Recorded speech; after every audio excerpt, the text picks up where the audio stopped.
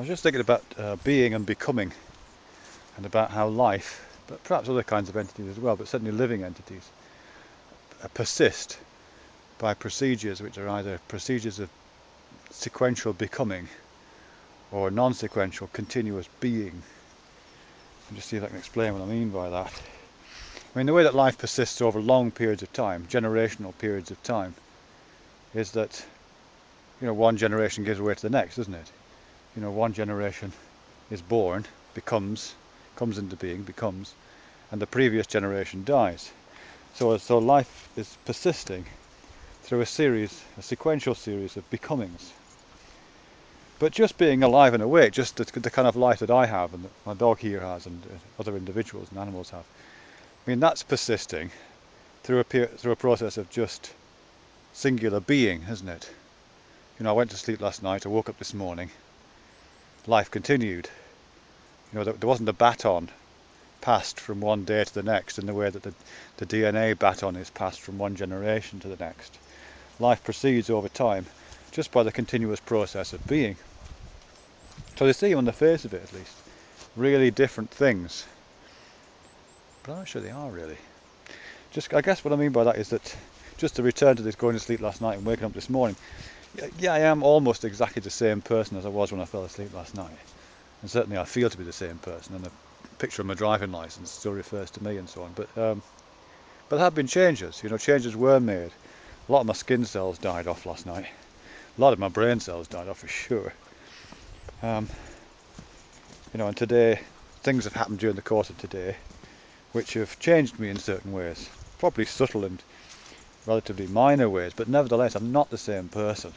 There is a kind of sequential process in operation leading from one day to the next. And if you extend it over, beyond the days to the years, 7 years ago, if what biology says is true, there wasn't a single atom in my body then which is in my body now, or very few.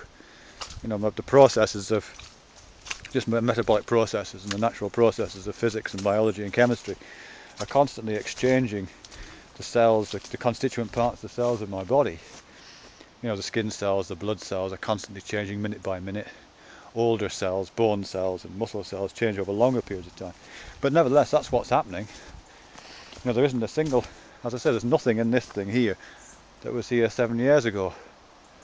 So, although it appears continuous, it's continuous only in the way that fictional hammer from the story is continuous. The carpenter had a hammer which used to belong to his great-great-great-grandfather, and he's very proud of this hammer. And he says it's amazing this hammer's lasted all these years, over a century. He's had to replace the shaft a couple of times, and the head's had to be replaced once or twice. But the hammer itself has stayed the same. There's continuity of being of the hammer. But of course it hasn't, you know what I mean? But we're the same as that, aren't we? I mean, we have a sense of identity and a self-similarity. We are the same people we were yesterday, but only in terms of an information pattern. And even that's changing a bit. So I don't know, this being and becoming thing, I'm not sure it is the same thing. I am, in a way, passing the baton on to the future self that is me tomorrow, and the future self that is me in 7 years' time. Every step I take down this path by this lake is kind of an ascent, a kind of a granting permission to my future selves to be in the world, an awarding of life or a passing on of life to my future self in tomorrow, next year, 7 years' time, to when I'm 93 and on my deathbed, choking on my own sputum. Charming, isn't it, that? Anyhow, look where I am now, look. It's quite pretty, isn't it? This little lake. And if you can see that, there's a heron down there. Aye.